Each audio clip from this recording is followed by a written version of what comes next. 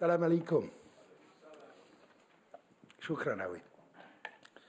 I'm afraid my Arabic does not go much further than that, so I will have to switch back to English.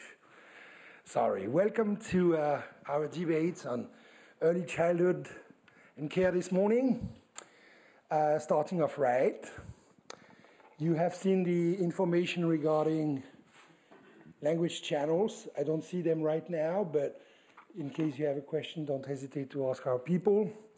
And during the whole duration of the debate, please feel free to send questions via Twitter or whatever sort of technological toy you've been given, and this will be sent to me.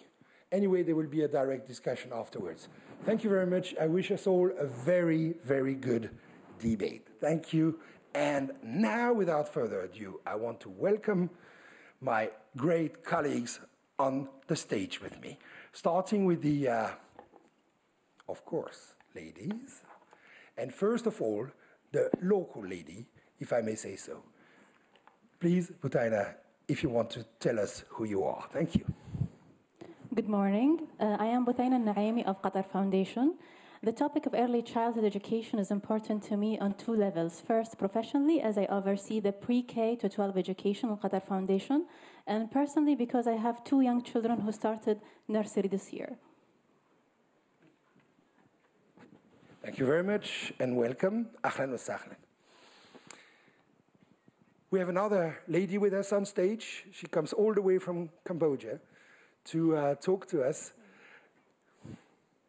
Samthi, who are you, please, and why are you here? Qui êtes-vous et pourquoi êtes-vous là? Merci.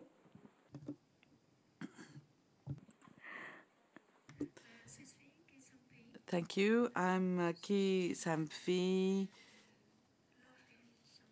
I belong to the local NGO Cambodia, and my organization is called Klosaye, which means our family.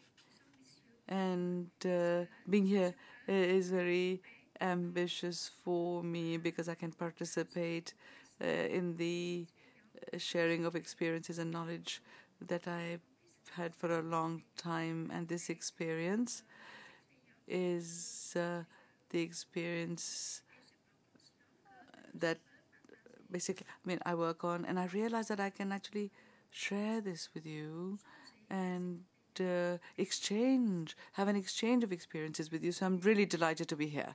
Thank you, Sampi. Welcome, Leonardo. Well, anyway, you come from the Netherlands, so Dutch is fine too. Okay. So please go ahead. Who are you and why you're here? Thank you. Well, I would like to start by thanking the organizers and sponsors of this initiative, because it's a great opportunity to exchange with other educators around the globe. My name is Leonardo Llanes, and I work for the Bernard Van Leer Foundation. It's an organization that tries to help children to get the best possible start by protecting them against violence, trying to encourage learning from birth, and securing that children always find a safe, healthy place to play. Thank you. Thank you very much, and welcome too. Colin, you're the only English native speaker on the stage. So, but I know that you can introduce yourself in French as well. Do as you wish. Thank you very much, Bruno. I'm very grateful to be here. I'm not directly involved in educational science or educational studies. I'm a neuroscientist from the medical school in Oxford and also from the School of Advanced Study in London. And I believe that neuroscience will have increasing interaction with education. And I'm keen to learn from you about the opportunities in that area. Thank you very much. Well, since you just said you're a neuroscientist, I guess we'll start with you, because the first part of our debate, there will be 4 parts, and we'll have a Q&A session, discussion with you at the end. What can you tell us about the young child's brain development that is relevant for education purposes today? What do you know, and what is it you don't know? Yes. I think we have to recognize that education essentially depends on the organization of the brain. Ultimately, neuroscience will inform education at a very deep level. There has, in fact, been a great deal of knowledge gained in the last 20 or 30 years about the early stages of development of the brains of other animals and of human beings. And this all suggests that the brain is an extraordinarily plastic organ. It can change. It changes in response to stimulation, and those changes happen in different ways throughout life. Changing of the brain is not limited to the very, very early years of development, but the mechanisms and the rules of change vary across the lifetime. If we could learn about those characteristics in the human brain, it could become the rational basis for the design of educational methods and the educational curriculum at every stage. One crucial thing that we know is that the brain, relatively early in life, passes through a number of fairly distinct periods of sensitivity when it is specifically prepared to learn certain sorts of things. For instance, from animal studies, we know that the visual parts of the brain, which are at the back, can be changed very rapidly in their organization as a result of visual stimulation. It is certain that similar things happen in the human brain, and I think that we should pay attention to the possibility of the existence of other periods of sensitivity, especially for language, and I'm sure we will discuss language later, but possibly also for mathematics, for reasoning, for other forms of learning skills, which that knowledge could then become the basis for the design of the curriculum. Thank you very much.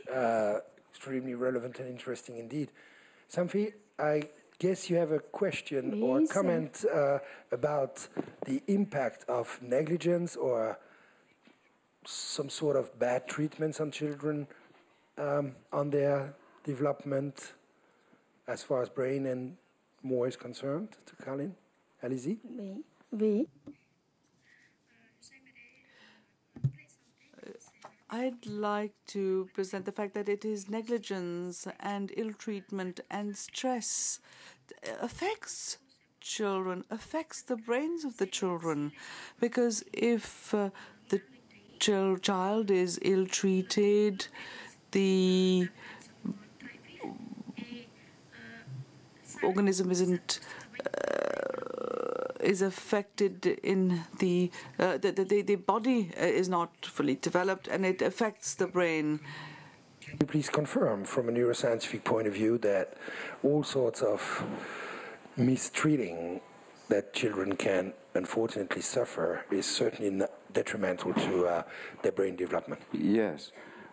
Of course, the most dramatic effects on brain development as a result of maltreatment occur before birth. The effects of alcohol, for instance, radiation, infections of the mother, and damage to the child at birth can produce devastating consequences for the organization of the brain. And those are very big problems for the classroom to deal with. But yes, Samp is right. Insults later in life can have more subtle but equally important effects. I suppose that the most dramatic, surprising but dramatic effect is simply the effect of deprivation, social and sensory deprivation. Studies of the development of learning ability, of behavior, of IQ show that deprivation of social stimulation can produce very, very dramatic changes in the measured IQ of children. And these become harder and harder to correct the older the child is. Thank you. Leonardo, you have a question or a reaction I or would like comment to comment on some. Of course, we have been investing in young children learning long before neuroscience, all this kind of knowledge. And I think that intuitively maybe, but we were right. So by investing early, I like to make a distinction between education and learning. So when we talk about education, we try to think about the methodology I used to teach. And now with this neuroscience, we have everything, the real science and some kind of false prophet talking about neuroscience and making some circus around sending children like high school. So you have children at 2 years old, 2-year-old, passing an admission test to go to a specific school to learn French, violin, and everything. So I think that the best thing that child learn when they are born is to love, to be immersed in language, to know about play, explore the world, and you don't need a PhD to do that. So learning, I think, starts even long before birth, and I think it can be tested. Now we have enough evidence to show, but so it happened. Education, should we take the children to a specific center to learn?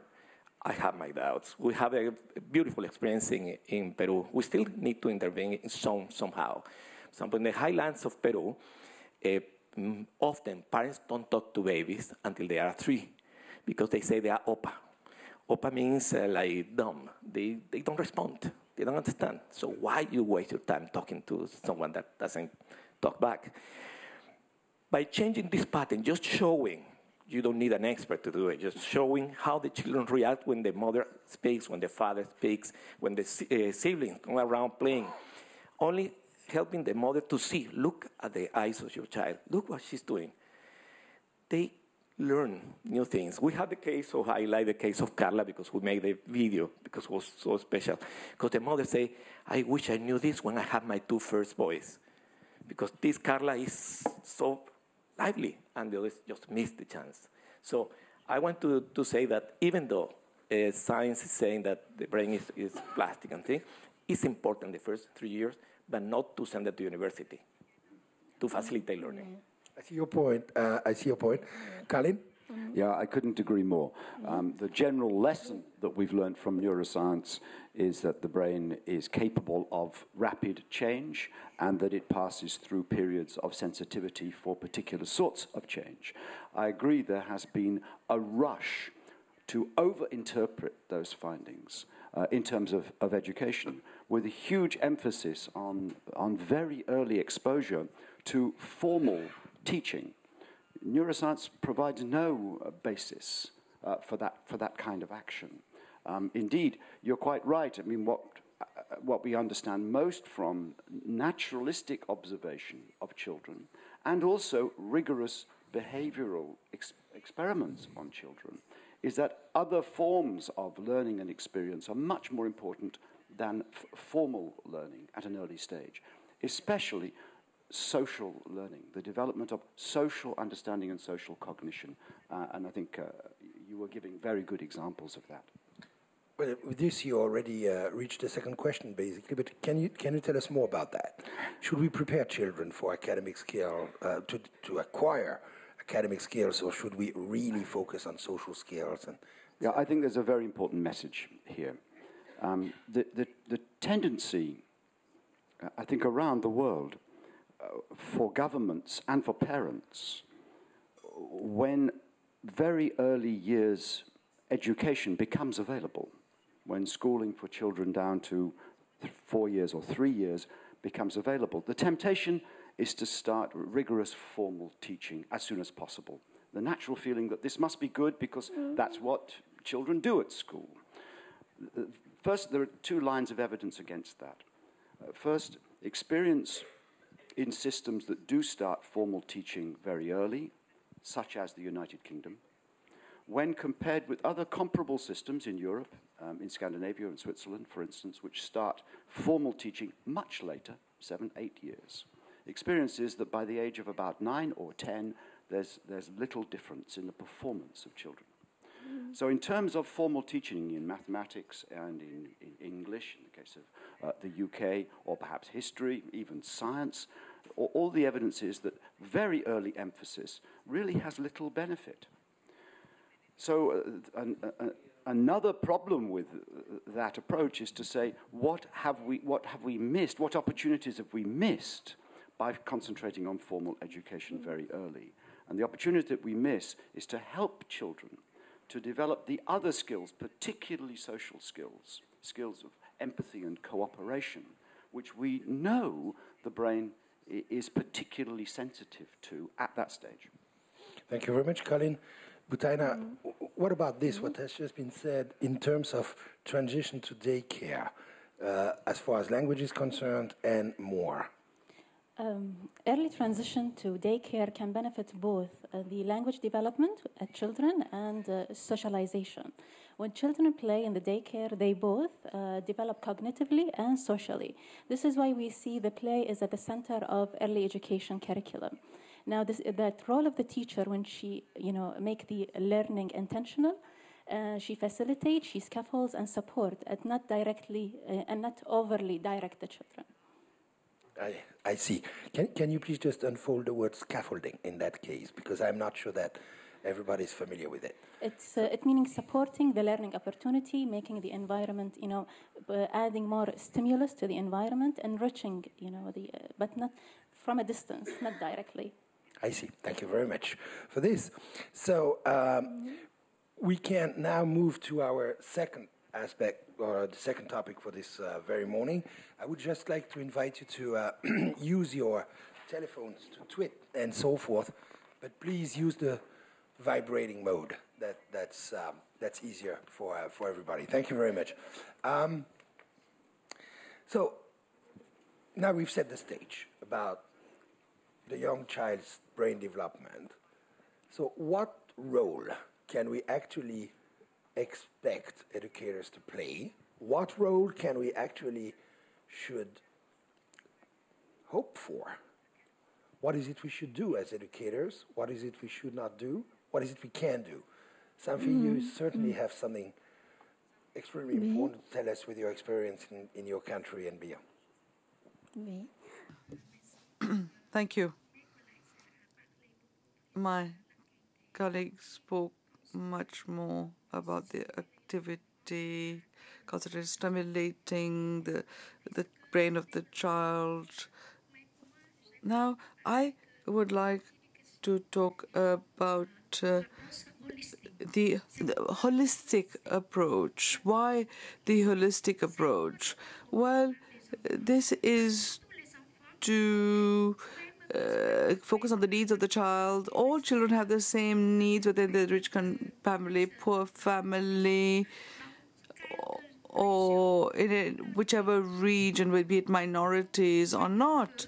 We see that the holistic approach is important.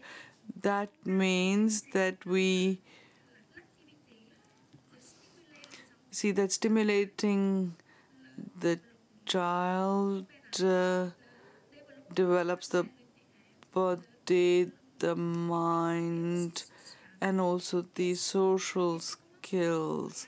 And that is why we need to work on in integrated manner.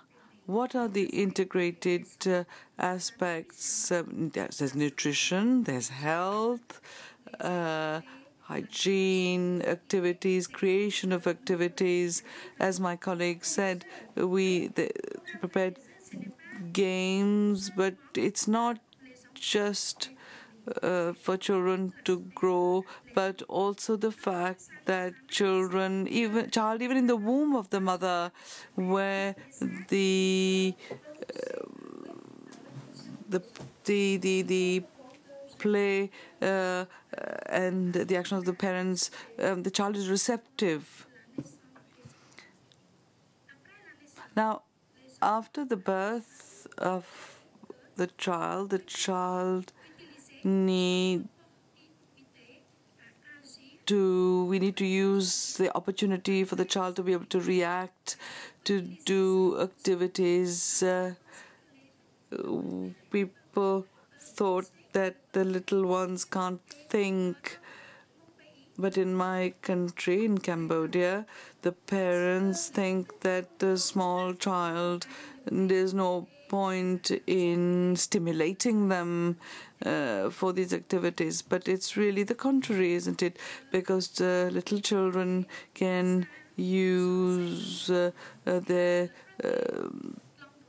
environment, and the first place where the child learns is the family. It's in the family that the child can react. It is the parents who first help in stimulating the development of the child. I'll give you an example. The mother who is cradling the child with all the colors, and the child tries to react, and the five senses of the child develop, and the child he listens and hears.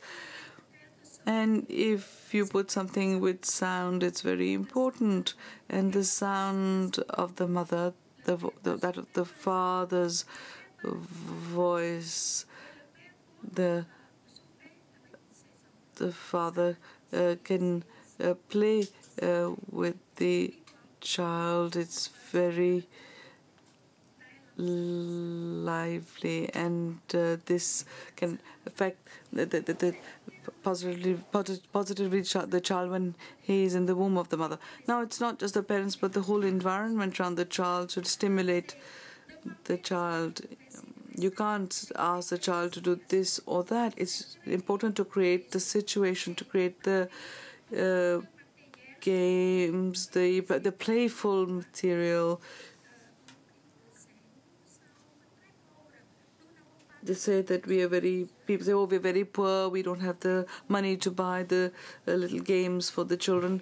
And yet, you can use the existing resources, anything. But you have to be careful about the safety of the child. And we can say that it's not just the play, but the people who work in this field, the social services that help in stimulating preparing, in training. That's why training the parents, as it were, helping the parents is very important as well. I'm not saying in the rural areas, in very poor regions, parents think that they don't necessarily will be able to bring the stimulus to the children.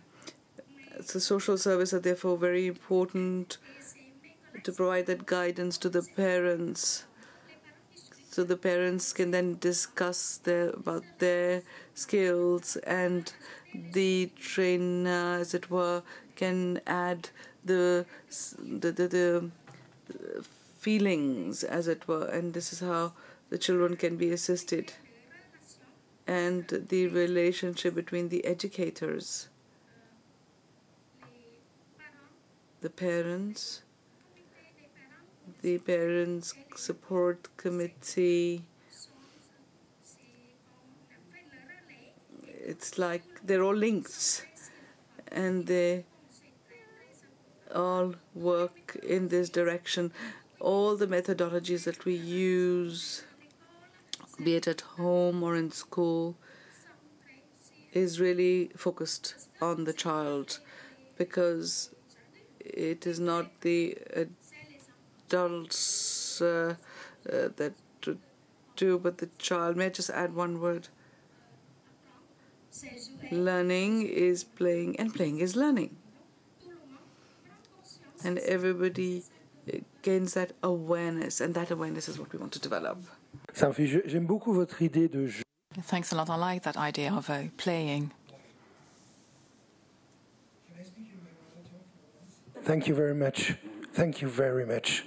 J'aime beaucoup votre idée. So thank you. I like very much that idea that playing is so important, and playing and learning are linked, intertwined. Our brain likes to learn, loves to learn, and if we can maintain that pleasure at school, that would be so nice. Between parents on the one hand and the educational settings on the other, I think this is what our colleague from Qatar, Buthaina, is very interested in. So please, could you please tell us a few words about that, since you've worked on this, on the importance of the parent-school partnership in early education, Buthaina? Parents are the child's first educator, and they have the biggest influence on children. And this is why the relationship between home and school should be really strong, and they should work in partnership. This is important because the parents have in-depth knowledge about their children.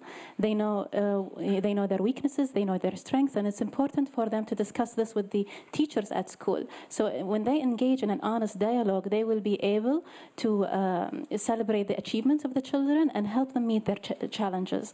Also, it's important for the parents to work with the school in order for them to build on what the children learned on schools. So continuity of experiences, of early experiences that children have is really important. You know, what they learned at home, what they learned in school, and in between. It's to have a very effective early education program. And the key feature of effective partnership is the communication, two-way communication between the family and the schools. Well, thanks a lot for this. One more question, please, that I can't resist the temptation.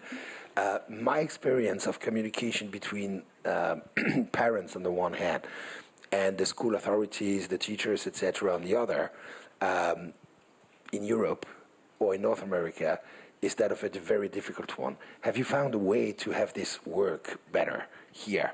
Can we learn something very important from your experience?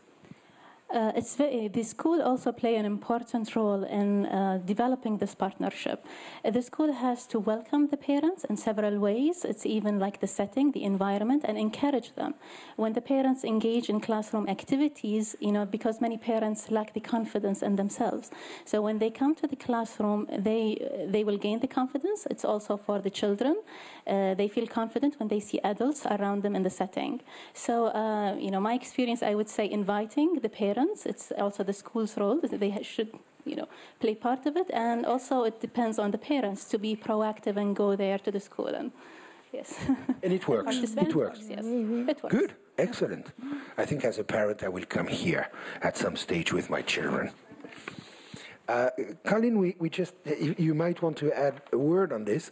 And we have a question coming from you regarding the brain plasticity and periodicity of the sensitive periods again, because of course this is related to everything we are talking about here. And I read the question just as I have received it. If we find a sensitive period in one brain, is it generalizable to others? And if not, is it really helpful? That's a good question. I think from what we understand from animal studies, the occurrence and the duration of these periods of sensitivity is remarkably constant from individual to individual. But what varies somewhat is the degree of sensitivity, how rapidly the brain can be reorganized as a result of experience, and the capacity of the individual for change. And that surely applies to children as well. I think that we have to accept that designing an education system that we think is fit for everyone, for all children, is entirely inappropriate. And I'm not just talking about the special needs, for instance, of disabled children. We have to recognize that there is variation in potential and ability amongst children. And the aim of education should be to recognize that potential in every child and exploit to a maximum the abilities of the individual. Thank you very much. Well, now, given all this, and the fact that we probably should educate parents about the development of their children's brains, how can we, in your view, make sure that the parents understand the importance of early childhood education, in case they don't? Because I remember that discussing this with Samphe yesterday. She said that it was not necessarily the case in Cambodia. But please, you have certainly something to say about that, Butaina and Leonardo. And after Samphe, you might add something about the way people see that in Cambodia. It is interesting to have the different perspectives. Butaina? Oui. Merci. Oh, you want to go for it now? Yes, go for it. Go for it, please. Allez-y.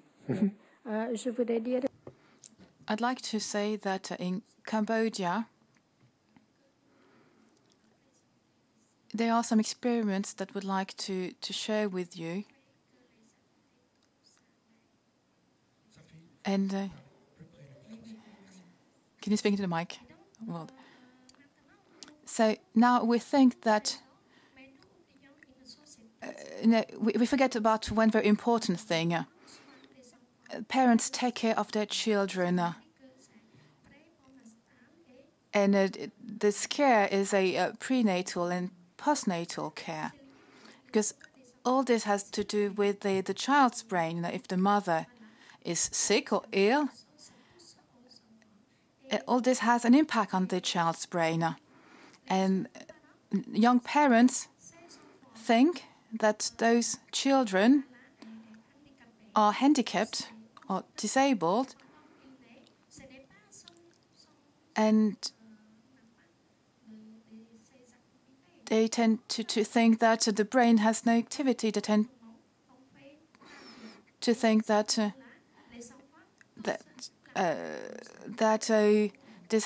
they can't do anything about the disability. So we've worked on that, and we've talked a lot about the subject in order to stimulate those children and to explain the situation to young parents. So how can we make sure that children develop properly in the womb? It's not just the brains, it's the entire body of the child. So it's about nutrition, health, and the relationship between the parents and the children. And the environment also is important. Safety also is important. You have to guarantee the child's safety. And during delivery also, we need to be very careful, because people tend to forget about that event. In Cambodia, people marry early, and then they go to some place with a young girl in the village, and all this has an impact on the children also. And when the children are born, they don't go to the hospital. And the women who deliver their babies in the villages, and this happens quite often in Cambodia, especially in minority populations. Very much like the idea of playing in the womb. I don't remember that very well personally, but I'm pretty sure I had a good time there. And I certainly felt more secure than any time after that. As far as precisely that you told us yesterday that in your country, a lot of people are convinced that children do not learn anything before the age of 6. I suspect that in this room we probably all know that children learn actually a lot before the age of 6, and even before birth, as you keep on repeating and stressing, which is good. But yet, precisely, if we have to deal with a situation like that, how can we better convince that parents that the first years are extremely important in terms of learning and etc., if they are not particularly sensitive to that, if they simply don't know, if they don't play with their children either in the womb or after birth? Butaina? Parents' education is very important. and this is the role that schools play. Now, for the hardest transition for children and parents is the transition for the school, moving from home to school. Now, worried parents can really impact the children. If the children can sense that, can feel that. So it's very important that the parents really communicate with the school even before they bring the children to school. So, schools can have open days before the children come, for the parents to come and meet with the teachers, get acquainted with the facilities, with the building. It will help, have the transition as smooth as possible.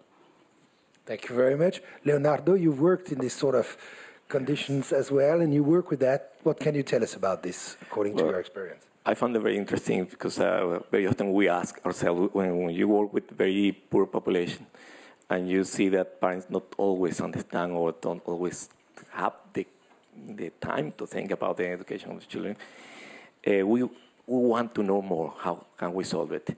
We did some surveys in Peru and Brazil, and to our surprise, parents, very humble parents, they want the children to proceed to go to school, even if the school is not doing something, it's not adding value, they want the children to go there. So they really value that. Even we saw it in India, in Odisha. So I think that normally parents want to, but not always they can or they think. So we have parents, for example, that they work from 3 in the morning to 9 but the same day, they don't see the children the whole day. So they live for every day. And it's difficult to expect that you're going to give a workshop to parents and to teach them how to. So we understand that early childhood education has to be tied with adult education. But not only that, it has to be more holistic, as somebody was saying. This program, for example, in Cuba, the Educa Tu Hijo, now there are some other examples and being evaluated, but the interesting thing in that program is that Cuba is a very poor country in a war, and they managed to have universal coverage of early childhood education from birth to the time they go to school. How they do it? I went there, I saw the teachers, but they don't work alone. They have also the health agent there, the community working there. So if you have at least one parent at home, that child stays home. And they meet in public places at home, and the teachers go and visit. You have a replica of this in Brazil. But in Brazil, you cannot have a teacher to do that because the system of education only conceives education when you go to a building, to school. Okay, informally, no formal visit, home visiting, this is not education, it's something else. So they did it from health, and they connected to education, and they visit every child, every rural child, and they work with them. So even in some cases when the parents don't understand, just by having the chance of going there, visiting, you can create this new motivation. I want to refer to a modeling in India. We were supporting a project that were cooperatives of women. These women didn't have much capacity. They were just having crèche for children. So they were not teachers. Some of them couldn't even write, or barely could write. And one of the first interventions that for me was amazing. First, just having the child inside the crèche, even though don't pay attention to the environment, to the methodology, to the training, forget about that. But those girls were taking care of children that otherwise would be in the street, exposed to other things. So that was a big gain. The second gain, they care for the children. So we started to introduce a kind of adult education by helping the caretakers to write a diary, to write 2 lines about what the children did today. First, they only say what they ate, if they were having a bath, only that. Then we start to say, but you can say, did they sing? Yes, they did. Oh, that's important, put it there. So what I mean is that it's not just educating the child. In fact, it's educating the adults around the child that makes the difference. And I think now we were exploring something new. That's the second example in Peru, is that we have discovered that children organized can do a lot for the children. I'm not talking about the child-to-child project in Africa that I found remarkable, interesting. I found it something more spontaneous, but for us it has been like an eye-opener. We have seen teenagers and elder children helping other children without much support, and we're trying to reinforce that capacity that they already have. So it's an experiment, but I hope in the future we can talk about that with more empirical evidence that we need still much. Are you suggesting a topic for WISE I 2013? think that could be something to explore. We are starting already funding a project this year, starting a longitudinal study about how children organized can help children when situations are extreme. I hope we can take it and we think about this. It's a new Organizers, this is recorded. Thank you very much, Leonardo, for the suggestion. Colin, you wanted to have to add a word before Leonardo comes back to. Yes, I think this discussion is pointing up some enormous cultural differences. To hear about the opportunities to bring parents into school to help with teaching, or to assist parents in their homes to deliver some sort of education. These sound like big challenges, but we also have to face the fact that in many parts of the developed world, that would be a luxury, to have parents who are available to come into a school, or to have parents who have enough time at home to give any attention to education. The huge problem that we face in the West is that the family structure has to a large extent disintegrated.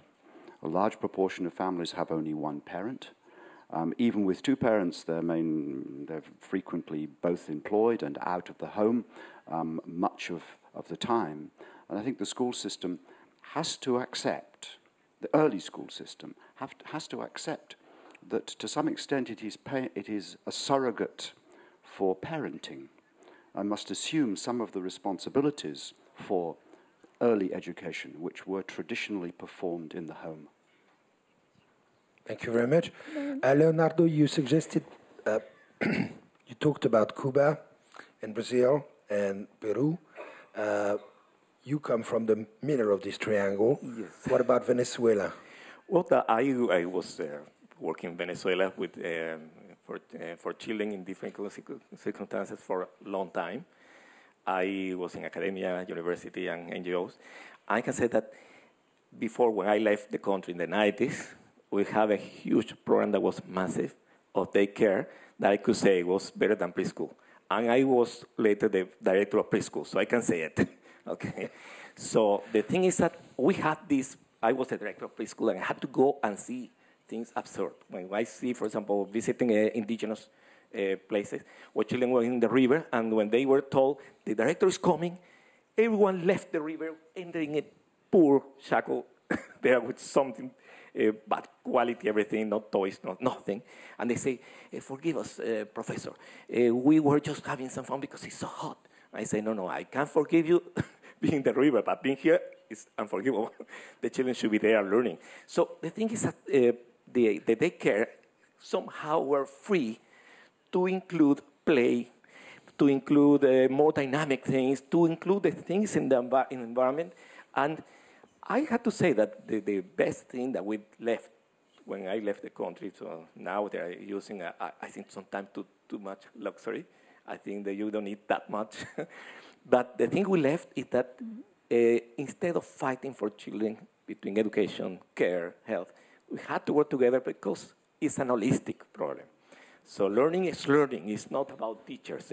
A good teacher shouldn't be herself or himself like someone with a blackboard teaching something or knowing more than the student, not anymore. That is over. So a teacher has to see themselves as an architect, an engineer, a promoter, someone that creates conditions, help create conditions, and make alliances. And that's how I think we're trying to push. I think that now we have more opportunities to do it because we are more aware about the need of education than before. Well, thank you very much. I mean, if I understand you well, you also consider that's what you said just before, that not only education, but specifically early childhood care and education has a key role to play in order to fight and reduce inequities and inequalities of socio-economic or socio-cultural nature. I'm convinced myself of that, but it is completely intuitive, kind of. So I would like to hear the experience of a professional on this.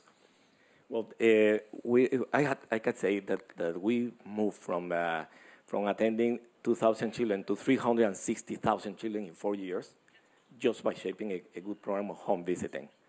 So it's possible. In Brazil, in Rio Grande do Sul, they picked the project of Cuba, of course, with more resources than Cuba. And they managed to scale to the whole Rio Grande do Sul. It's a state bigger than probably some other country in the neighborhood. Okay, and they managed to scale. They did in the Amazon, for example, in Maranhão, I think I told you the story about how they dropped more infant mortality in 70% just by flagging houses. And this is kind of interesting thing. So when we think about policy, we think about someone there writing a big document and communication and agreements. But this was so simple. It's just putting a flag wherever a pregnant woman was, make community to be aware of them, notice them. And only by noticing them, everything went around. So they learned that they shouldn't give babies black beans. So only that thing saved life. The Peruvians took the idea and they flagged places where houses are flooded by the Amazon River, and they put flags, the kids put flags, and so they could take care of children 2 to 6, that's the one that fall in the river and die. So every year they have a number of children dying in rivers. This year they had the higher flood, and no child died this year because the community could flag it. So what I mean is that the same in Venezuela, same in Colombia is you had to use the knowledge, and you had to share the knowledge with the people that is interested. So for me, good policy is a policy that listens to the beneficiary. So they are the ones that know the answer. And you had to go, you had your expertise, professional, but you had to hear those experts that are there in the community and live it every day. So thanks a lot for a very positive and optimistic message. Now, educating parents, as we said, is something important, and you bring the knowledge in, etc. However, if we start to worry them, apparently worried parents can be very detrimental in terms of that. Am I right, Butaina? That's what you suggest. It's very important to make the parents feel welcome at the school and comfortable with the school. So how this happens is through communication. Now, when the teacher communicates with the parents about their children learned throughout the day and what they have achieved, they feel more comfortable and more relaxed and more willing to let go. More willing to let go. Of the children, yes. This is a very powerful message. Just let go. I like that one. I like that one. Thank you very much. Sophie, you wanted to add something about this. Allez-y, si vous voulez rajouter quelque chose. Thank you. For me, it's not to say the contrary, and I totally agree with you. And you just like to add that the activity that we have takes into account. I'm talking now about postnatal, and you said the parents are very much, too busy, and you said that it is important for parents to go and meet the educators. 0 to 3 years. Who works, who has this role. It's very important to determine this. The parents, the grandparents, the entourage of the child, those who stimulate the child. When we started this project on parent sort of training in a way, and taking the Indian example where we had activities that we could label as home-based, group of mothers, group of parents who help each other, the group of grandparents who help each other in these activities. So the activity can function well depending on the methodology that you use, the tools that you've developed, and the entourage that helps in stimulating the child. Because the 0 to 3 year period is so very important. And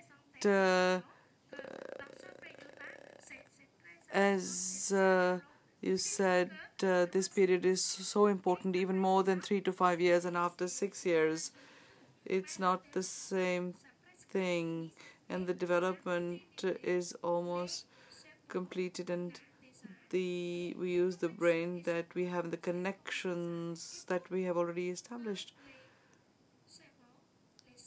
and for the brain and the brain cells, well, to connect depending on the activity. And after 3 to 5 years, I'd like to share the experience of Cambodia. In the past, we knew that the public schools, but that's not enough. The government is poor and cannot respond to the needs and requirements. There are no buildings, no competent educators, no educators with the quality training, and no assistants to help the teachers or the assistants. So I'd like to say that we created the social service, we discussed together with the government, and we had the pilot phase with the ministry, we had the pilot phase with the Child and Development Organization.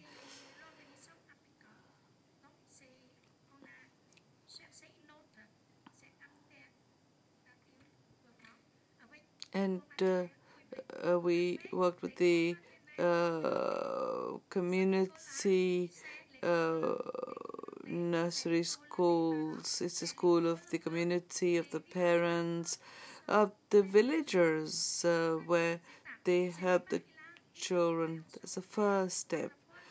The understanding of the importance of early childhood is not that clear. So in the community nurseries, there's a young person doing activities with children, playing, and then people realize that the children are very joyful, and when they come back home, they can do these things. But, people often don't have the understanding of these things. They want the children to learn to read and write.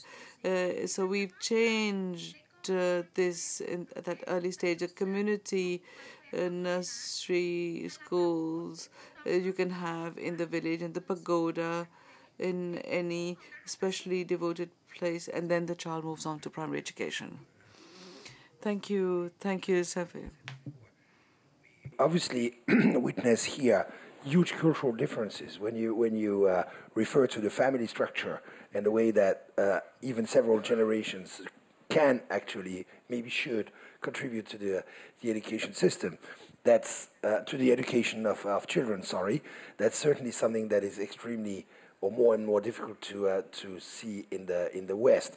Now, one question, Colin, please, just after what Safi said and before we move to policy. Do you think that there are some tools that could compensate for the lack of traditional family structure as a support and etc.? We have one of the questions that you always have, I'm sure, anywhere you go, anywhere you show up, etc. Can new technology help in a way or another develop the children's brain in a positive way? And I would add, and even compensate for whatever is lacking. But quickly, please. Yeah.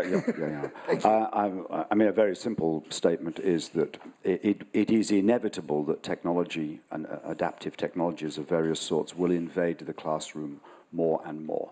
And that's not just in the West, that will be everywhere. And indeed, adaptive technologies, computer-based techniques, web-based methodology may give a chance for developing countries to move much more rapidly, to jump over, to leap over a stage of development of their school systems to a much more advanced state more rapidly. But we need to think about the design of those technologies, and knowledge of neuroscience, I think, must underpin them. We have to recognize that the presence of the commercial sector in developing technology is essential, but not necessarily always guided by the best principles. The commercial motivation, for instance, to sell products to highly motivated parents on the basis of an assurance that these things will help their children, give them an advantage and so on, can be ill-founded and can be very misleading, I think, and unhelpful to parents. But technology certainly offers an opportunity. Sensitive periods do not end absolutely abruptly. they decline gradually. So there is an opportunity to substitute for missing early stimulation at later stages, but it becomes more and more difficult. I give one good example. The big study of Romanian orphans conducted by Michael Rutter in the UK studied groups of orphans who had initially been kept in very deprived conditions, deprived of sensory stimulation, of social interaction, of language, and so on. So very significantly deprived young children. If they were adopted into UK families at about 6 months to 1 year of age, initially their cognitive abilities were hugely reduced compared with normal, but they recovered very quickly. But if they were adopted after about the age of 4, there was a persistent, huge deficiency in cognitive performance, a 30 IQ point difference in average intelligence, for instance. 30, 30, as a result of deprivation over the first 4 years of life, which was not restored by putting these children into good homes and good educational system. Wow, impressive. So basically, where do we go from here? What can policy actually bring? What should policy actually bring as far as early childhood is concerned? What to do next? Butaina, that's your field. As mentioned earlier, the parents are the first educators of a child, so parental inclusion is very important and should be addressed at policy level. Studies showed that parents who are more involved in the education of their children, the children have better academic gains and they have less developmental problem as they move throughout the system. One final thought is that investment in early education is an investment for the future. When Qatar Foundation started 15 years ago, the first center was established was Qatar Academy, which was a K-12 school. And that was the first step towards a vision of knowledge-based economy. So basically, you are optimistic about what policy can actually do in terms of improving the education and the development, the harmonious development, as somebody said, not only of the brain, but of our children as holistic beings, if I may say so. Yes, I believe that, now people are more aware of the role of early childhood education and the role of parents and how they can influence the development of their own children. So hopefully, yes, policy can change that. And this is also the mother who speaks, right? Yes, this is mother speaking. I trust your experience. Thank you very much, Butaina. So that just before we give an opportunity to the audience to ask questions, I would like the three of you to basically quickly react on this, starting with Sampi. Can you please tell us what you think about? Yesterday you told us that investing on early childhood is actually, even economically speaking, a good thing in economic terms. Can you please elaborate on this, but quickly, please? Thank you.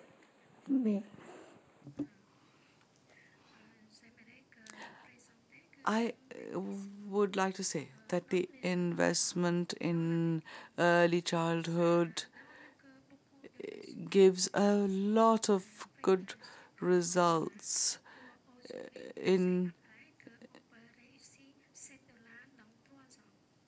If you invest $1 today, you get a return of $7 in 3 years, if the interpreter understood well. And I'd like to say, by way of example, for example,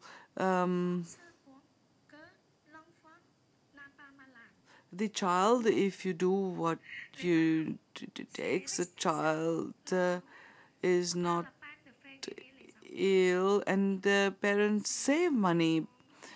Another example very clearly is that in early childhood the brain develops fast and all the institutions, all the let's say, well, everybody cooperates to satisfy the needs of the child, and if there is cooperation at that stage, then the future of the family, of the child will be successful. There'll be success for the child, and that's really important. And And it's also, of course, a great benefit for the family because they can then work and succeed. Because if the child is doing well, then there is a lot of competent human resource. And when the child develops well and intelligence develops well, is a great investment for the country, for the society. We said that the early childhood focus is so important because it's the very basis. Because then we would have built the foundation for the person. For example, if you can't,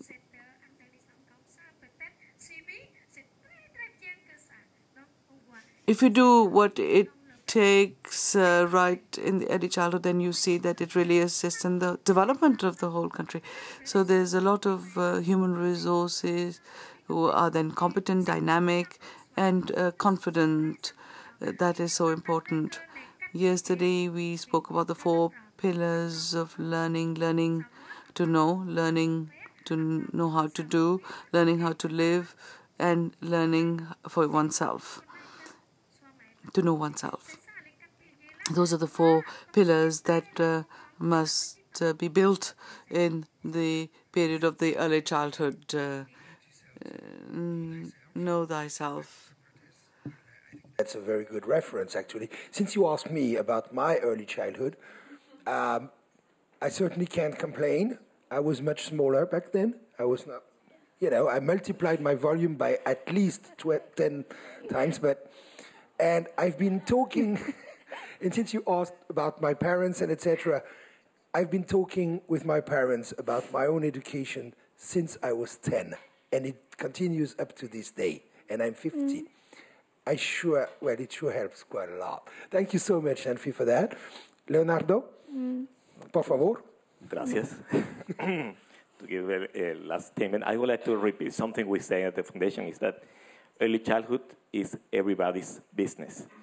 I like that because somehow we think that educators, and we all that do that profession somehow, we should think and see outside education.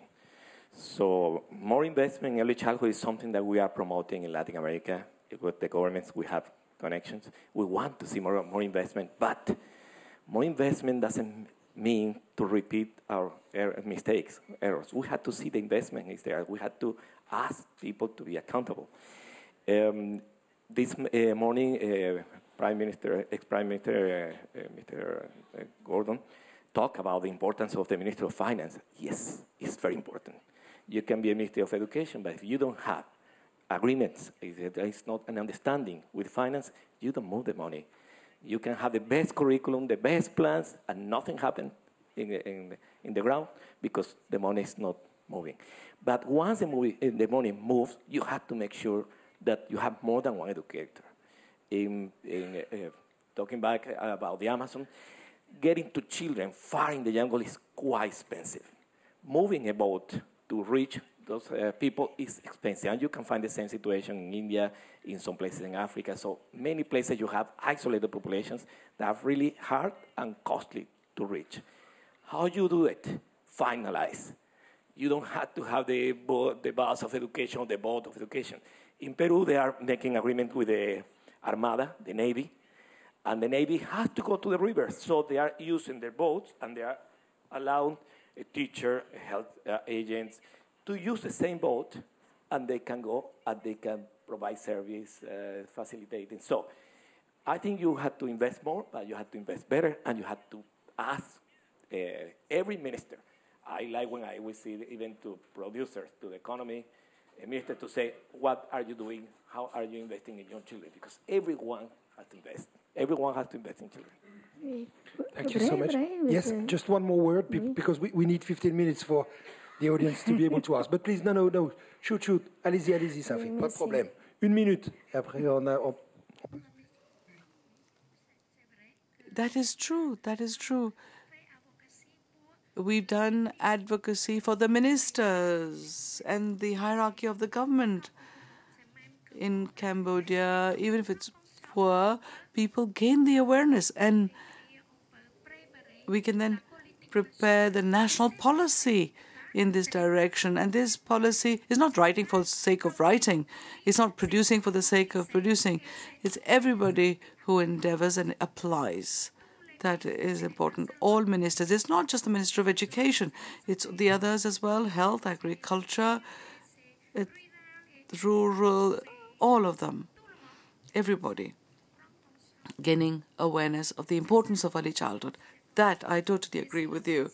If the ministers don't gain awareness, then how can we improve?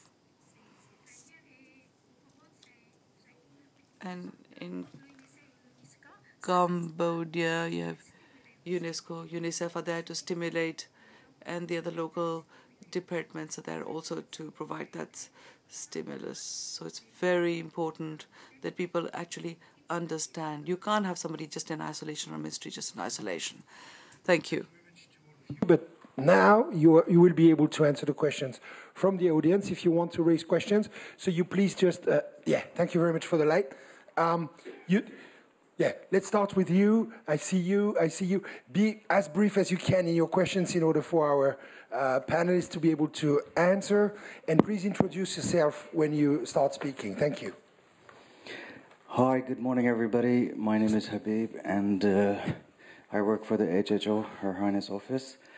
I have a quick question. I mean, since morning we've been seeing a lot of examples of different regions talking about their projects and programs and how they work around dealing with the challenges, primarily in the conflict zones and the areas of which are difficult to reach or isolated populations.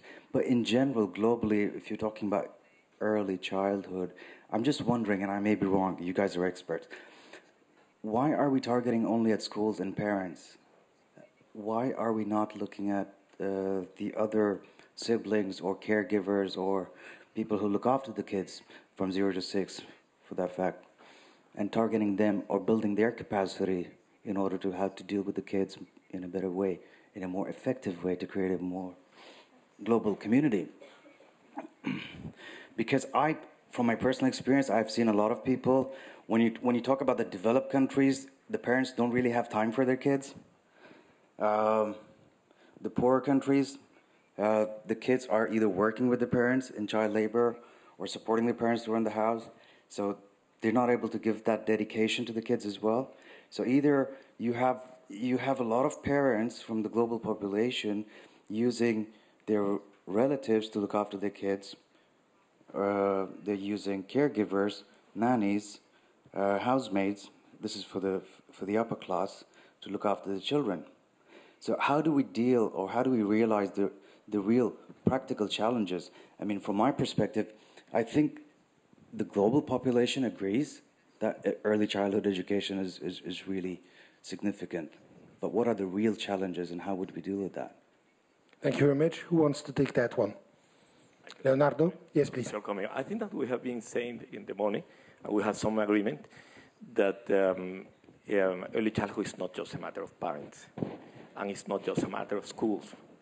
So early childhood is something that goes beyond the buildings or the sector.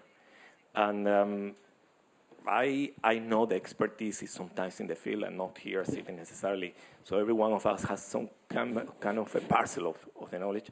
But when you go and you try to solve a problem with communities, indigenous communities, the first thing you have to recognize that they also have knowledge. And sometimes some practice can be damaging for children. Very often can be good also for children. That's why they survive. And I think that your idea that we had to go beyond just teacher, mothers, because somebody's taking care of the child. And that's the network that you have to understand. You have to go. You can see children in the streets in many cities in the world, but children 0 to 3, 0 to 4, you won't see many. You can try counting. They will have someone taking care of them. Good or bad, they are. And you need to recognize that, and you should include them in the formula, even if you have to use your handkerchief in your nose and then try to meet them, because they are part of the formula. Thank you very much, Leonardo. We had one question here. Yes, please. Can you please be as brief as you can with a question? We still have 10 minutes only to go. Thank you. It's a small comment. My name is Nabil Costa from Beirut, Lebanon. I was very pleased to hear about the role of parents, especially with the students with the special needs. And I would love that to hear sometime in this conference, I don't know which year, the importance of special needs students in the Arab world, which I think to a certain extent they are neglected. And our ratio here is 7% like any other ratio in Europe or USA or in any other country. And I see the role of the parents. They need this awareness and this education because the therapists themselves are not helping as much, especially that we do lack this experience yet. I hope we can create a campaign to educate parents and help them understand the culture of the special need and what is integration and the culture of integration. It's not an easy word just to say it. To implement it, it takes lots of training and lots of awareness. I hope this place, and I can't read her name, Mrs. Al-Naomi, I hope this place can one time, thank you, can lead a campaign for students with special need. And by the way, I much prefer the word special need on disabilities. The students with special need to help them in the Arab world as they are privileged in the other parts of the world. Thank you. Well, thank you very much for this. I think actually, Butaina, you're the person to answer because the question refers specifically to the Arab world, and I don't think that any of us has something to say about it except you. Thank you for your question. I would like to highlight the Qatar Foundation experience in this field. We have Awsaj Academy. It's an academy dedicated for children with learning difficulties. We don't even use the word special needs or disabilities. So this school is under the umbrella of Qatar Foundation and has made a lot of progress in that field. When you look at the parents, we have information sessions. They really participate in the program. The same thing is the teachers are really qualified in this field, in special education, reading specialist, occupational therapy, and the student-to-teacher ratio is really small. We have 10 children per class maximum.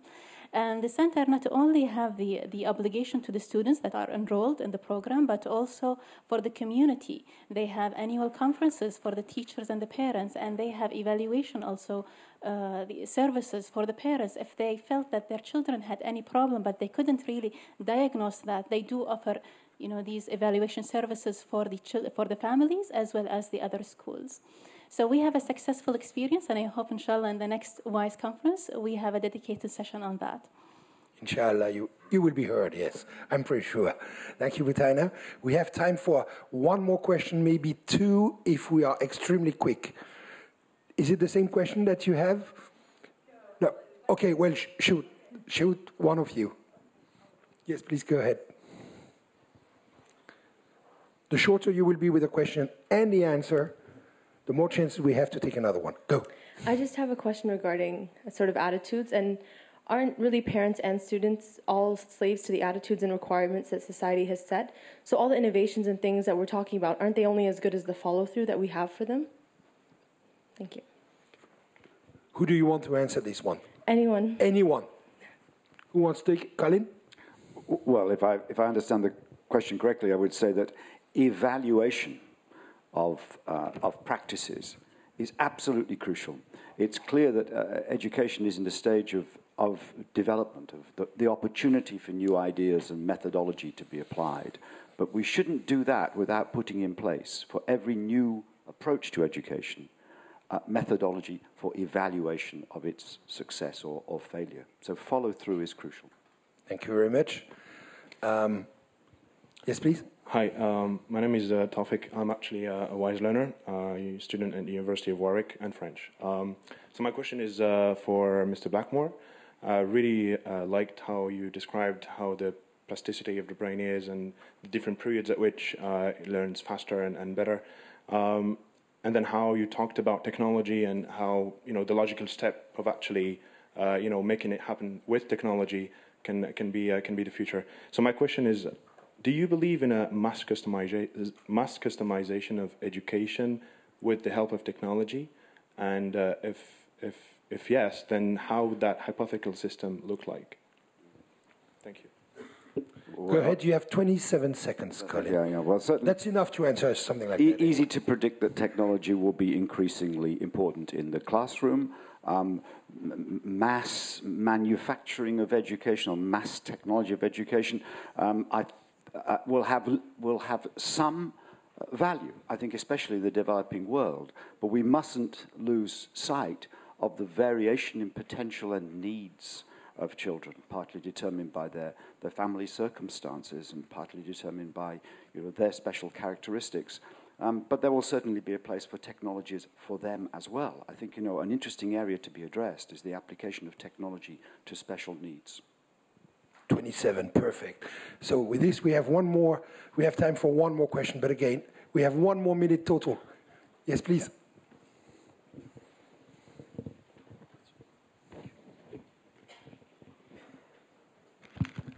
Thank you for giving this opportunity to me. My name is Jamil Abdulatia from Palestine, Gaza. And I'm a psychologist, actually. And I appreciate the discussion that they mentioned about the importance of the family and the importance of parents. But the other component, I believe, the psychosocial component, which we cannot ignore it when we deal with the children. And the first line, when our children go to the school or go to the KG, we should teach them how to deal with our children. And the parents are considered as a first line. We should take care of them. And plus, the trauma affect the brain functions and affecting the performance of the children in the schools. And we face that when we work with the school counselors in the Ministry of Education schools. We find there's a big challenge with the teachers themselves under pressure and under trauma, and they cannot deal with the children. So this is another component we have to take care and consider while we're working with the children at the school or at the family environments. Thank you. Thank you very much. Butana, the final word on this, please. Again, you are the local here, so it is your duty to answer that one as the final word for this conference. I strongly agree with what you just proposed. It is very important that we educate the parents about that, as well as the teacher should be really qualified to handle such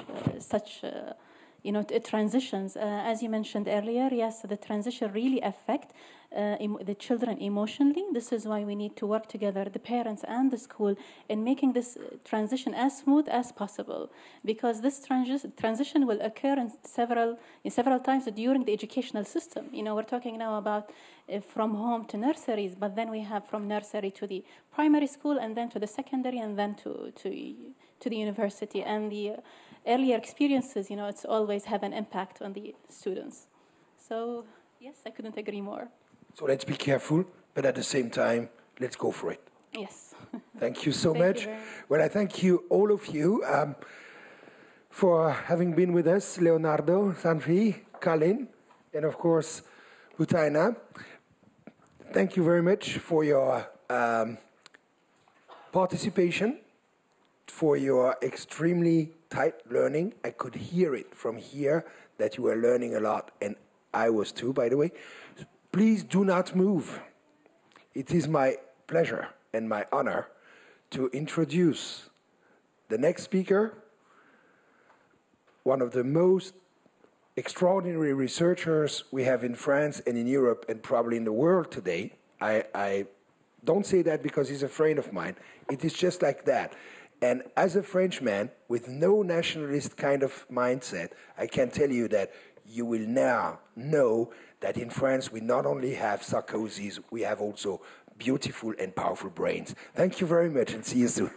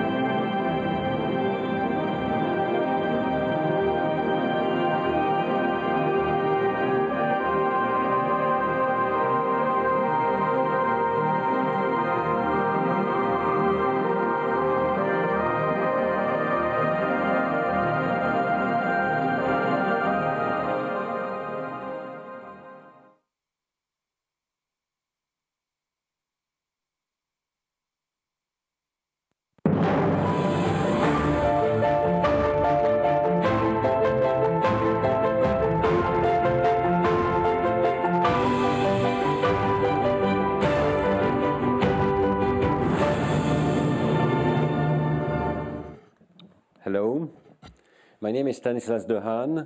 I am a French cognitive neuroscientist. I study the brain, and today I would like to tell you about our research on how the brain learns to read and why it is pertinent for education. My laboratory, situated just south of Paris, specializes in viewing the brain through various means. And I think you are aware now that we have a growing panoply of brain imaging methods, which include functional magnetic resonance imaging, as well as electroencephalography and magnetoencephalography to track the dynamics of brain activity. You may not be aware that these techniques are now available also to study education and to study the child's brain. It is entirely feasible these days with training with a mock scanner and welcoming of children inside that scanner to have excellent images of the child's brain as it is learning, even to do repeated scannings, and these children are extremely happy to come to the lab and participate in this research. All they need to be told is that they are like astronauts inside this spaceship, and that not moving, which is very important for us, they contribute to science, but also contribute to the spaceship not moving. With this, we can study how education changes the brain. I would like to mention in this slide what I think brain science can bring to education. It's a very simple point. I think it's a shame that teachers know more about the workings of their car than they know about the working of the brain of their children. I mean it. I think if you want to change the system, you have to understand how it works and what are the rules of operation. And I believe that empowering teachers with the appropriate knowledge of the principles of brain plasticity and education will lead to better classroom practices. There's a lot we know already in cognitive neuroscience, which is relevant. The competencies of the young child for vision, language, numbers, many others. How learning works, the role of attention, the role of reward, the role of sleep, the importance of sleep for consolidation of learning. The transfer from explicit to implicit knowledge, many other topics are relevant. I also think that cognitive science can help measure progresses in education, and experimentation is absolutely essential in order to test education protocols and to quantify their effects on behavior and on the brain. And finally, I believe also that cognitive neurosciences can participate in the development of teaching devices, such as school curricula, manuals, or software. I'll give an example of that at the end. So, today, I want to talk specifically about the topic of reading and what we understand about it from the brain's point of view. If you had not learned to read, any page of text would look to you like this stone, a texture, but no meaning. But because you've learned to read, you can have a conversation with the deceased. You can speak to the dead. You can listen to the dead with your eyes because you can read what they wrote 2,000 years ago. You can communicate thoughts to the mind through the eye, which is the great invention of the world, according to Lincoln. So how does that work? Well, this is a picture of your left hemisphere. The left hemisphere of the brain is most essential for language and reading. And just to orient you, this is the back of the brain. This is the front of the brain. It's been slightly inflated, so you can see inside the folds. And now I want to show you the activation of the brain as you read one word. We see it in time. So let me start this. Here we go. And you have the word unfolding from the back of the brain to the front of the brain. It will loop several times. You can see the information enters into the occipital pole, which is the visual side of the brain, moves into the ventral areas, and then explodes into the left hemisphere distributed activity. I have no time, of course, to explain to you all of the details of this brain activity, but I want to show you a sort of caricature that you can remember. And this is very simply that reading starts as any other visual stimulation in these generic visual areas of the occipital pole of the brain, but then very quickly moves into an area that we have discovered, which concentrates the recognition of the written word. I have called it the brain's letterbox, because it is where we store our knowledge of letters. And from there, what you have seen is this explosion of activity into at least two networks, one that concerns the meaning of the words, and another that concerns the pronunciation and the articulation of the word. And so we can say essentially from the brain's point of view that learning to read consists first in recognizing the letters and how they combine into written words, and second, connecting them to these systems coding for speech sounds and for meaning. And what is rather remarkable is that all of the areas in orange and in green here already exist for spoken language. They are shared between spoken language and written language. So not only that, but they already exist in a young child. We can image the brain of young babies, even when they are extremely young, few months of age. We have various methods for that. And when we have them listen to language, we already see this network of regions which exist also in the adult brain and that process spoken language. So we may say that reading is not creating something completely novel. Reading consists essentially in connecting, creating an interface between vision and the language system, the spoken language system. When the child comes to the reading school, it already has a very sophisticated spoken language system.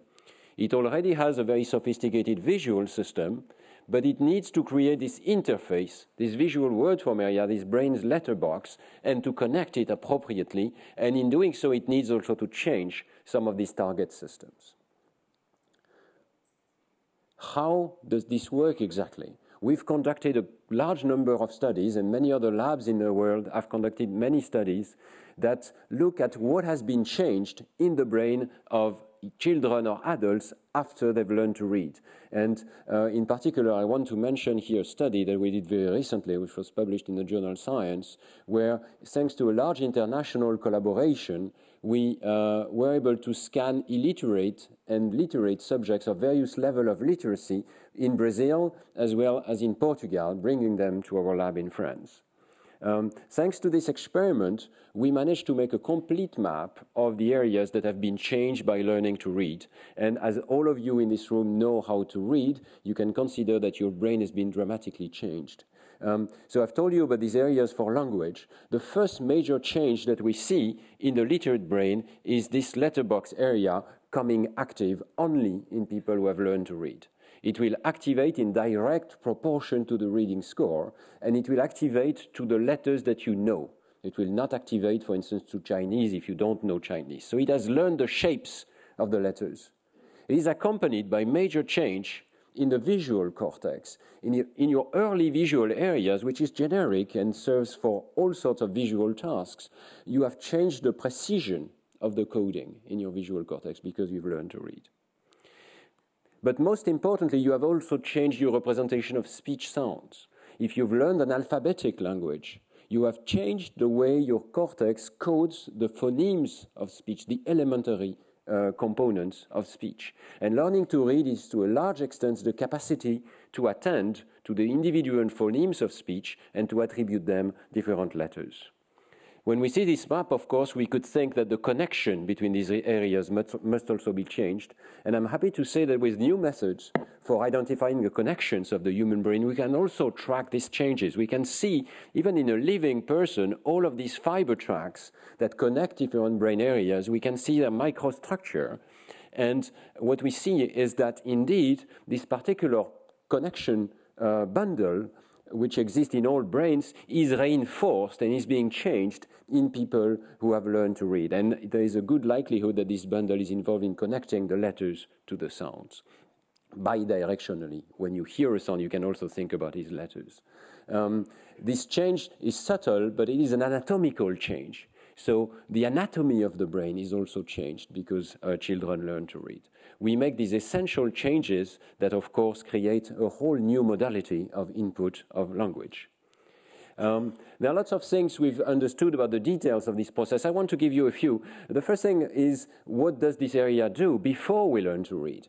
It's, of course, not an area that has evolved for reading, so it must be doing something else. And what we have found is that this region reacts also to faces and to objects. It is involved in visual recognition in all species, actually, in all primates at least.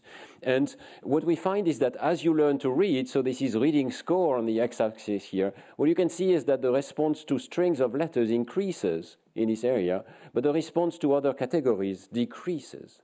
So there is a sort of competition in the brain of the reader, and the new function of reading has to find some space in the cortex, making room, as it were, and what we find also is that the representation of faces is therefore displaced to the right hemisphere. Words compete with faces in the reader's brain. It's not a massive computation, but it is a sort of reorganization which takes place when children learn to read. Thanks to this understanding, we can also explain puzzles of reading acquisition. And one puzzle which we have been able to explain from the brain's point of view is something you might have seen in your children, which is this notion of mirror reading and writing. Many children, when they sign their drawings, will write their names in the improper direction, from right to left in this case.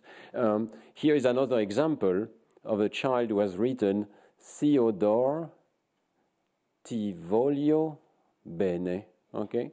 And the child is writing left to right to left, alternating, in a writing system which is called Boustrophedon, which means how the ox plows. This was the way of writing in ancient Greece. But of course, children don't know about ancient Greece at that age. So how are they capable of doing these things? And many parents think, is this dyslexia? Well, we understand now what it is. It is not dyslexia. What it is a trace of this old function of the system which is trying to learn to read. We all primates have a symmetry mechanism which allows you to notice that these two faces are the same person, even though on your retina they are completely different pictures, but they are mirror images of each other. And this is an evolved system that we have to unlearn as we learn to read, because it is not useful, and we have to distinguish these things as two different words or potential words. We have found indeed that the primary area which has the most sensitivity to this symmetry is precisely the area that I've called the brain's letterbox, which is trying to learn to read. So essentially, it's not a wonder that children have difficulties with mirror reading and writing.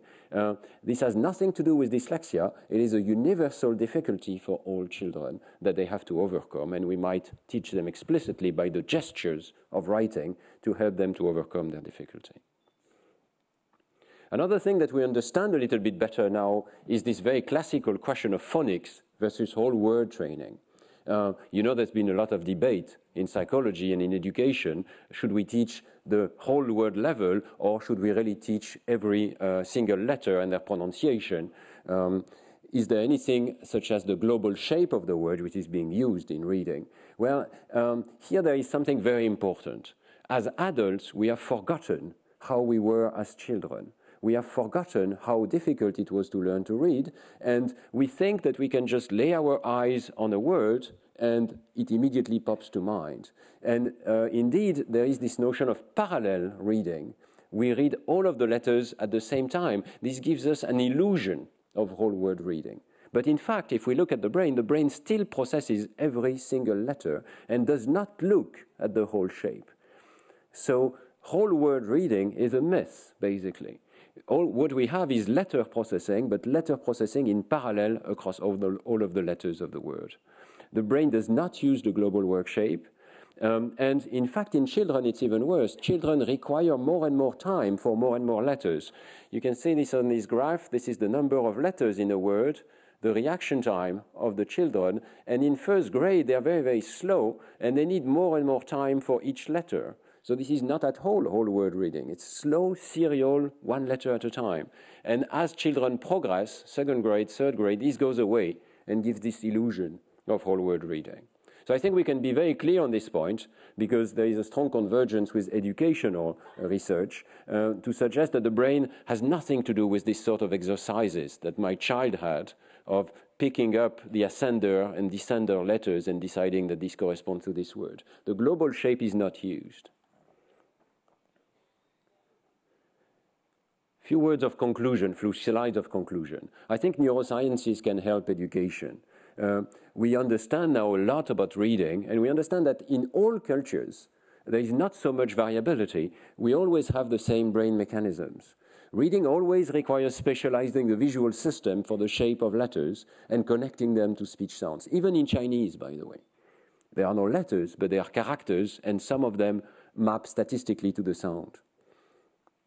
Teaching letter to sound correspondences is therefore essential. It's one of the main pathways which is being transformed in the brain. Brain research converges with educational research. teaching of letter-to-sound correspondences is the fastest way to acquire reading and comprehension, not just, being able to decode the words. How does this work? Because it works because there is a form of self-teaching.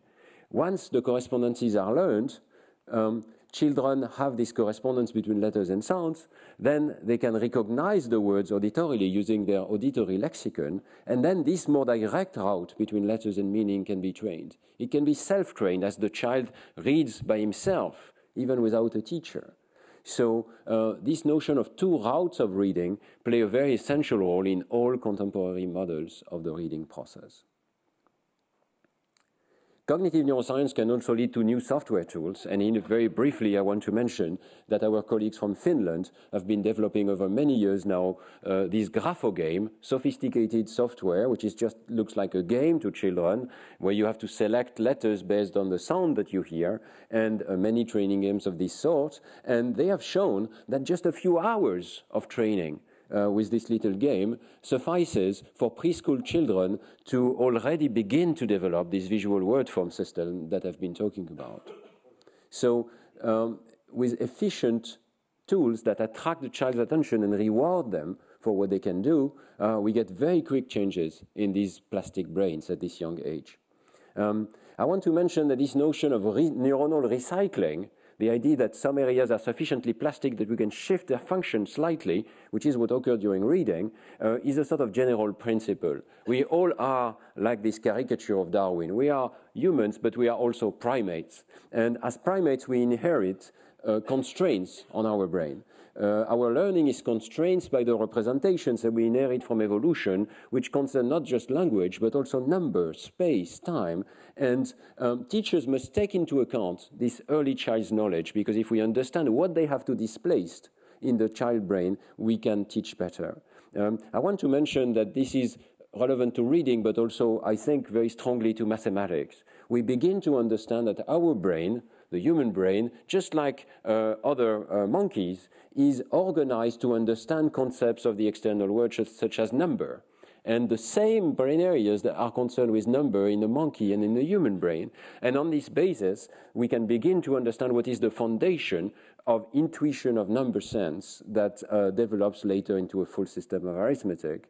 And so on the very same principle of this notion that there are old brain systems that need to be recycled, we can propose an understanding, a beginning of an understanding of the development of arithmetic.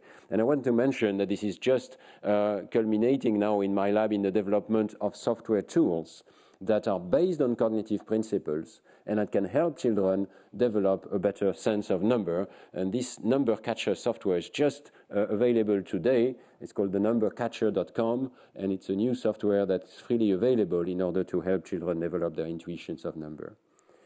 Finally, I want to finish by saying that you can read about these topics in more detail. I realize that 20 minutes is not sufficient to convey all of these ideas, but primarily now I think we can have a short discussion. Thank you very much for your attention. So we can take brief questions for a few minutes. If you would please stand up and also mention who you are.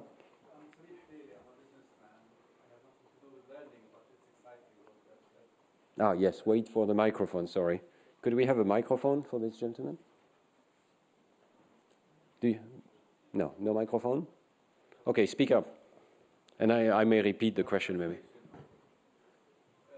I have two questions actually. One is the timing, because if you are talking about children learning to read or to count, what about old people? If they didn't learn it while they are at 4 or 5, can they do it with the same speed as children are? Excellent question. Maybe I'll answer this one first. So the question was, can adult people or even old people learn to read? The finding is that indeed the brain remains plastic, maybe not quite as plastic as in young children, but still plastic. And we have especially studied people who were illiterate and then learned to read when they were adults. We found the same brain changes by and large. There were a few brain changes that were missing, but most of them were present, including this circuit I showed you today. So people can learn when they're adults. They're probably just a little bit slower. So you're saying that we can learn even if we are 50 or 60 with the same speed as we are at 4 I didn't say the same speed. But we can still do it. Yes. The second question, the interaction that you have referred Oh, there is a microphone. the channeling of information from visual to analysis, etc., is it a chemical reaction? Or is it neurological? What is it? Is it a chemical? No, it is a neurological transformation of information. We believe that each brain area is computing, extracting some specific aspect of information. So first you start with essentially local features in the image, maybe a little stroke here and there. Then the brain extracts the presence of letters, combinations of letters, and finally it extracts the sound patterns in these other areas or the meaning patterns. And the connections essentially transmit this information from one stage to the next. Can medicine, can chemicals that we create accelerate this process or make it less? Can we learn faster with some medicine in the future? That is a wonderful and difficult question. At the moment, there is no real proven smart drugs, but there are effects, for instance, of attention. I rather believe, especially in the context of this education conference, that we should modify the brain's inner chemical systems. And there are inner chemical systems that help you focus your attention and are sensitive also to reward. So when you give the child a reward, you are changing its brain chemical composition in a way which reinforces the behavior and makes the child happy, of course. Sleep is a very essential component of this learning algorithm. And I should mention that there are beautiful studies showing that giving children more sleep is one way to help them learn. So in many cases, especially in cases of attention disorders, we can help children by giving them more sleep. Do we have time for perhaps another question, Madame? Can we have the microphone? Oh, you already have the microphone, so then we'll take you second. Okay. Yes, my question is about dyslexia. I'm not dyslexic myself, but there are dyslexic people in my family. And having learned in the French system, I learned the letters cursive in writing and printed in reading, and I'm a very bad speller. But I'm left-handed, and I'm very visual, and now that I use a computer, I see my mistakes. When I type, I see them, but they are printed. But when I when I do cursives, I don't see them. So maybe I'm just revealing something to you that will help you in your research, but did you research about dyslexia? Yes, there is a lot of research about dyslexia, and we understand now that it is, to some extent, we can see anomalies in the very circuits that I showed you today. Especially, we think that the connection system of the brain may be abnormal in dyslexia. So maybe these connections are missing or in not sufficient number. We also know that the setup of the brain quite early on, maybe even during a pregnancy, is not quite right in some of these areas. Not dramatical, so it can be compensated. And I would like to mention, since you mentioned cursive writing, that this is something extremely important in teaching. There is very beautiful research contrasting children who have been taught with or without cursive writing. Cursive writing is good for the brain. It adds another circuit which has to do with recognizing the gestures of writing, and it helps children learn to read. This is very well demonstrated now, perhaps because it helps break this symmetry that I was talking about. P's and Q's become very different when you write them. We don't exactly know the mechanism, but we know that it is... Children still write backward when they do cursive. I mean, yes, but it helps them to write in the proper direction. And as in, for instance, the Montessori system, you can prepare children to learn to read. Preparation exercises include writing or just making drawings from left to right, if you are in a left to right writing system, making curves, and also training exercises for phonics, which are very well demonstrated. So preschool should also be preparing children for learning to read, and phonics exercises can help a lot. What about the left-handed, right-handed, as opposed to using the right side of your brain? Well, I think maybe we should give a chance to, of another person maybe to ask a question. But did you have a question or someone here? Yes, you did.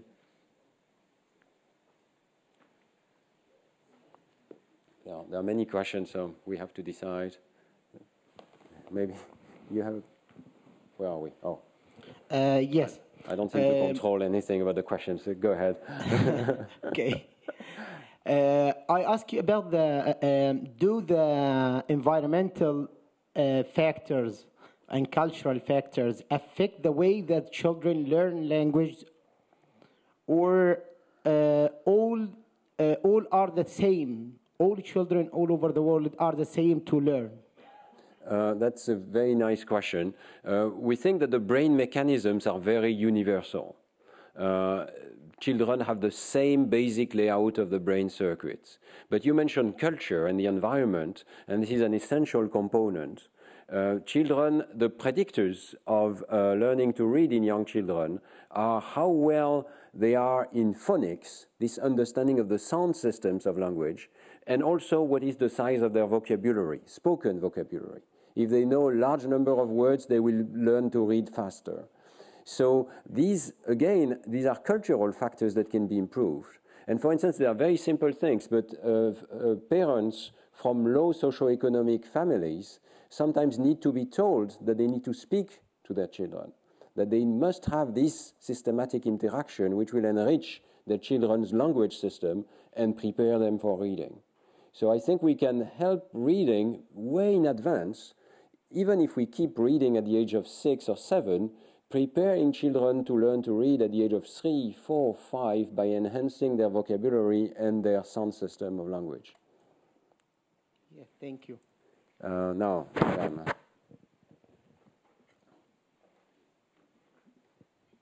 can you bring the microphone? Thank you.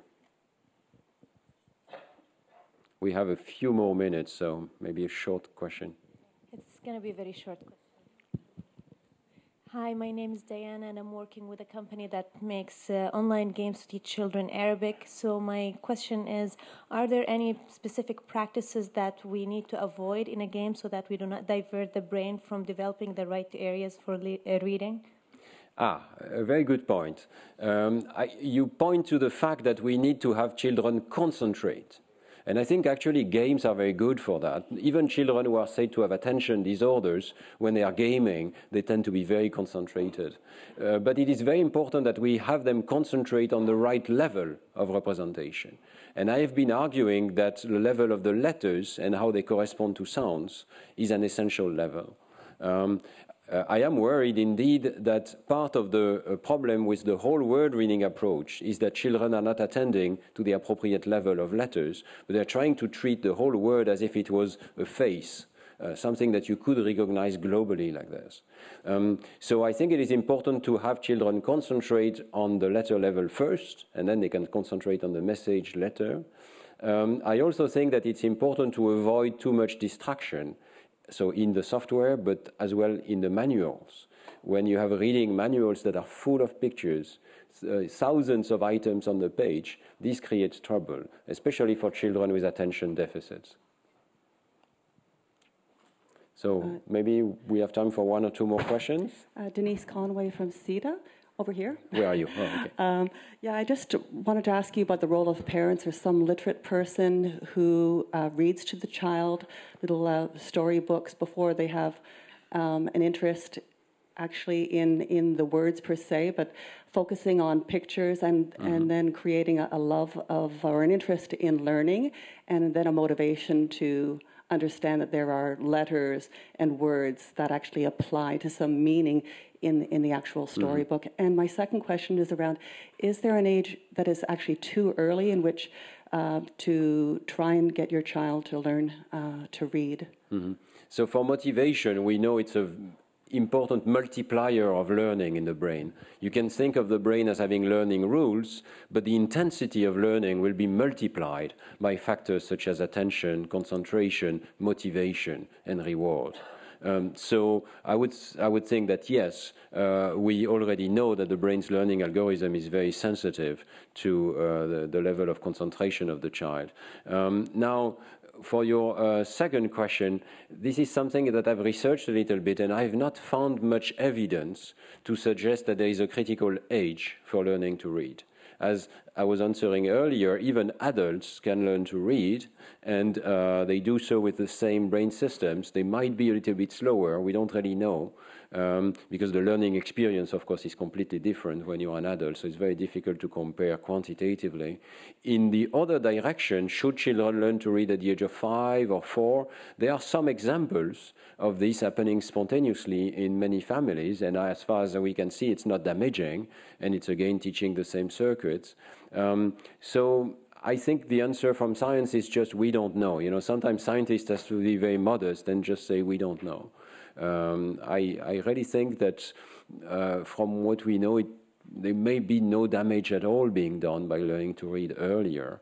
But at the same time, I'm very sensitive to the idea that young children must be, in these very creative years, active, moving, creating, playing with mathematical objects or games. So there's a lot more than reading, and maybe reading can wait until the age of 6 or 7.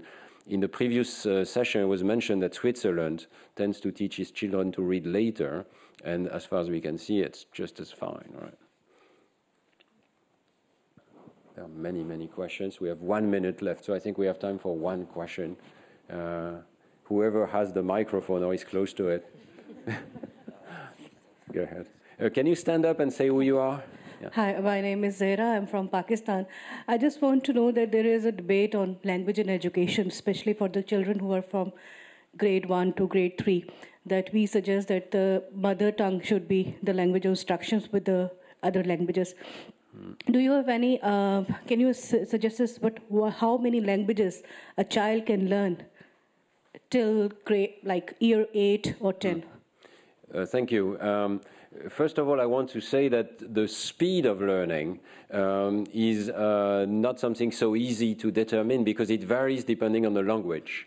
And there is beautiful research showing that Italian, for instance, can be learned in 3 months because it's a completely regular system. Every letter corresponds to a sound.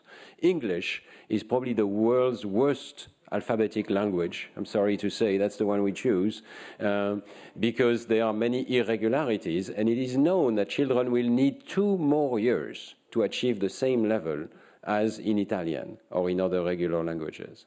So, but typically, even in English, after 3 years of training, in grade 3, children should be readers. And there is no reason for a pedagogy not to achieve success in reading in 1 year for regular languages.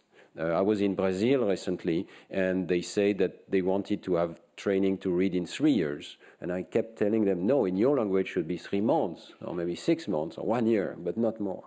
At that age, you can learn to read in other languages, which was your original question. Languages will combine into the same areas, and we don't exactly know what's happening in bilinguals for the moment, but we see no cost. There seem to be rather savings. When you've already learned one language, you can read a second one faster.